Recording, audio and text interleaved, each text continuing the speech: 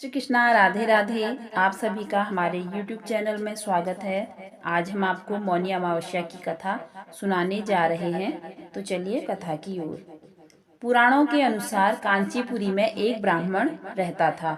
उसका नाम देवस्वामी तथा उसकी पत्नी का नाम धनवती था। उनके 7 पुत्र तथा एक पुत्री थी। पुत्री का नाम गुणवती था। ब्राह्मण ने 7 पुत्रों का विवाह करके बेटी के लिए वर खोजने अपने सबसे बड़े पुत्र को भेजा। उसी दौरान किसी पंडित ने पुत्री की जन्म कुंडली देखी और बताया, सप्तपदी होते होते यह कन्या विधवा हो जाएगी। तब उस ब्राह्मण ने पंडित से पूछा, पुत्री के इस वैधव्य दोष का निवारण कैसे होगा? पंडित ने कहा, सोमा का पूजन करने से वैधव्य दोष दूर होगा।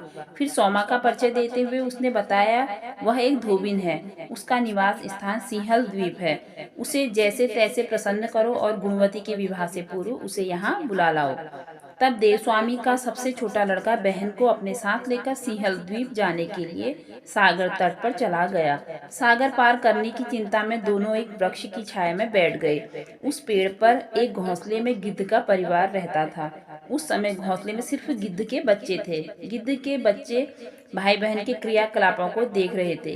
सायंकाल के उस समय बच्चों की माँ आई तो उन्होंने भोजन नहीं किया। वह अपनी माँ से बोले, नीचे 2 प्राणी सुबह से भूखे प्यासे हैं। जब तक वे कुछ नहीं खा लेते तब तक हम भी कुछ नहीं खाएंगे।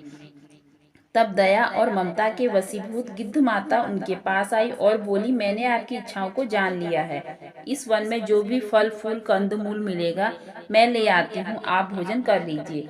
मैं प्रातःकाल आपको सागर पार कराकर सिंहल द्वीप की सीमा के पास पहुँचा दूंगी। और वे दोनों भाई बहन माता पिता की सहायता से सोमा के यहाँ जा पहुंचे। वे नित्य प्रातः उठकर सोमा का घर झाड़कर लीप देते थे। एक दिन सोमा ने अपनी बहुओं से पूछा, हमारे घर कौन बुहारता है, कौन लीपता पोतता है? सबने कहा, हमारे सिवाय और कौन बाहर से इस काम को करने आएगा। किंतु सोमा को उनकी बातों पर विश्वास नहीं हुआ। एक दिन उसने रहस्य जानना चाहा। वह सारी रात जागी और सब कुछ प्रत्यक्ष देखकर जान गई। सोमा का उन बहन भाई से वार्तालाप हुआ। भाई ने सोमा को बहन संबंधी सारी बात बता दी।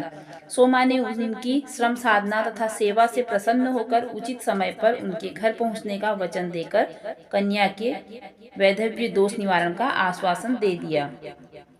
मगर भाई ने उससे अपने साथ चलने का आग्रह किया।